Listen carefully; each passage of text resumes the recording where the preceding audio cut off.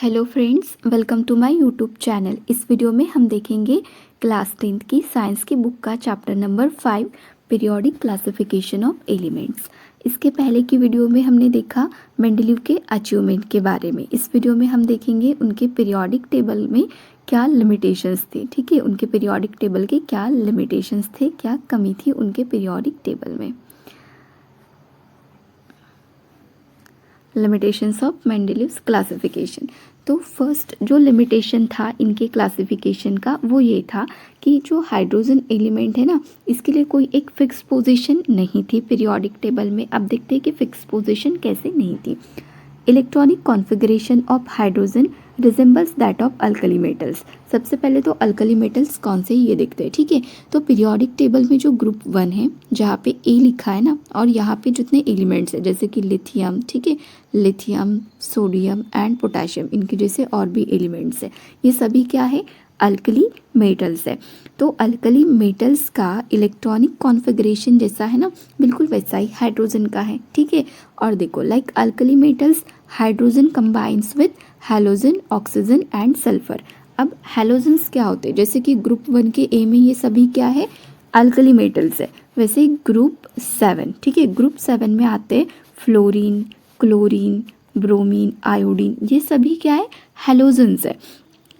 तो ये जो अल्कली मेटल्स है ये क्या करते हैं, हैलोजन के साथ जैसे कंपाउंड बनाते, ऑक्सीजन के साथ जैसे कंपाउंड बनाते, सल्फर के साथ जैसे कंपाउंड बनाते, सेम हाइड्रोजन भी इनके साथ कंपाउंड बनाता है। देखो कैसे, यहाँ पे एग्जांपल दिया है आपको सोडियम। ठीक है, सोडियम क्या है, एक अल्कली मेटल है। ये हैलोजन, ठीक है, हैलोजन में क्या क्या आते हैं, फ्लोरीन, क्लोरीन, ब्रोमीन, आयोडीन। ठीक है, तो क्लोरीन के साथ जैसे ये यहाँ पे कंपाउंड बना रहा है NaCl, सेम हाइड्रोजन भी बनाता है, देखो HCl। अब देखते हैं ऑक्सीजन का, ऑक्सीजन के साथ क्या बनाता है, Na2O, हाइड्रोजन भी क्या बनाता है, H2O। फिर सल्फर के साथ Na2S और हाइड्रोजन भी क्या बना रहा है, H2S। तो ऐसे ये कंपाउंड बनाते हैं, मतलब सेम सेम है। ठीक है, और देखो एक और है यहाँ पे, on the other hand just like halogen, hydrogen also exist as diatomic molecule. जैसे हैलोजन डायएटॉमिक मॉलिक्यूल्स है वैसे हाइड्रोजन भी डायएटॉमिक मॉलिक्यूल है। ठीक है, और ये हाइड्रोजन जो है वो कंबाइन हो जाता है मेटल्स एंड नॉन मेटल्स के साथ। मेटल्स यहाँ पे अल्कली मेटल्स अभी देखे हमने, lithium, sodium, potassium. Non metals सभी हैलोजन्स आ सकते हैं इसमें, फ्लोरीन, क्लोरीन, ब्रोमीन, आयोडीन। ठीक है, तो मेटल्स के साथ भी कंबाइन हो जाता है हाइड्रोजन और नॉन मेटल्स के साथ भी कंबाइन हो जाता है। तो फिर हाइड्रोजन को कहाँ पे प्लेस करना है, हैलोजन में या अल्कली मेटल्स में, तो ये मेंडलीव ने अच्छे से नहीं बताया था। ठीक है, certainly no fixed position can be given to hydrogen in the periodic table. This was the first limitation of Mendeleev's periodic table.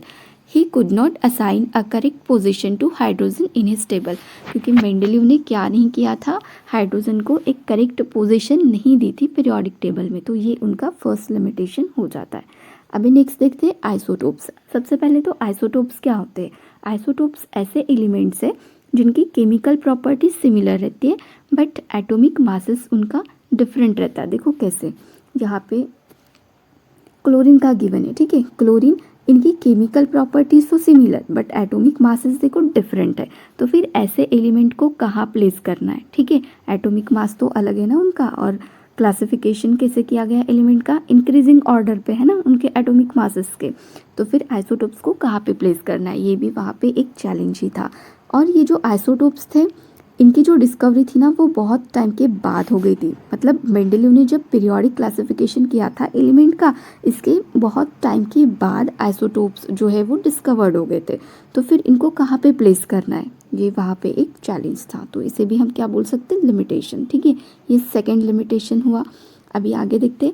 Another problem was that the atomic masses do not increase in a regular manner in going from one element to the next. So it was not possible to predict how many elements could be discovered between two elements, especially when we consider the heavier elements. अब देखो जैसे कि यहाँ पे बोला है another problem क्या था, एटॉमिक मास जो इंक्रीज होता है। ठीक है, एलिमेंट का मतलब पहले फर्स्ट एक एलिमेंट मतलब इसका एटॉमिक मास 1 है, फिर 2, फिर 3। तो ये जो इंक्रीज हो रहा है ना, ये रेगुलर मैनर में नहीं हो रहा था, जैसे वन एलिमेंट टू नेक्स्ट हम जाते तो रेगुलर मैनर में नहीं हो रहा था, ठीक है। So it was not possible to predict how many elements could be discovered between two elements. तो हम ये प्रेडिक्ट नहीं कर सकते कि दो एलिमेंट के बिटवीन कितने एलिमेंट डिस्कवर्ड हो सकते हैं, तो ये भी एक लिमिटेशन था। अब देखते हैं कि कैसे मतलब दो एलिमेंट्स के बिटवीन जो है वो इरेगुलरिटी है, ठीक है, एटॉमिक मासेस की।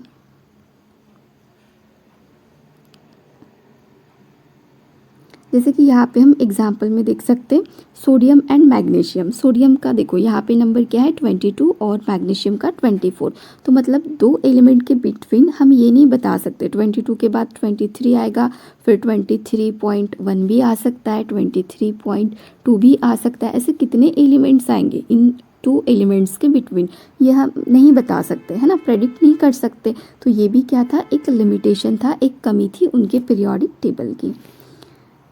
तो हमने इस वीडियो में देखा मेंडेलीव के लिमिटेशन के बारे में। कितने लिमिटेशन थे, 3 लिमिटेशन। पहला ये था कि हाइड्रोजन के लिए कोई फिक्स पोजीशन नहीं थी, देन आइसोटोप्स के लिए भी, ठीक है। और थर्ड देखा हमने कि जो मतलब जो एटॉमिक मासेस है वो रेगुलर मैनर में इंक्रीज नहीं हो रहे थे, तो हम ये प्रेडिक्ट नहीं कर सकते कि दो एलिमेंट के बिटवीन कितने एलिमेंट डिस्कवर हो सकते हैं। अब यहाँ पे इन टेक्स्ट क्वेश्चन है, ये हम नेक्स्ट वीडियो में करेंगे।